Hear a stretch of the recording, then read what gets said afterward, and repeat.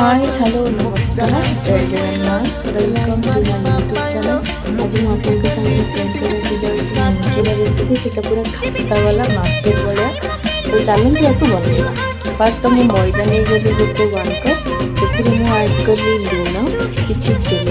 कला जीरा पानी देकी बढ़ा से गोटे डो प्रिपेयर करदेली ताको मुझे रेस्ट छाड़देली कम से कम 30 मिनट से तापर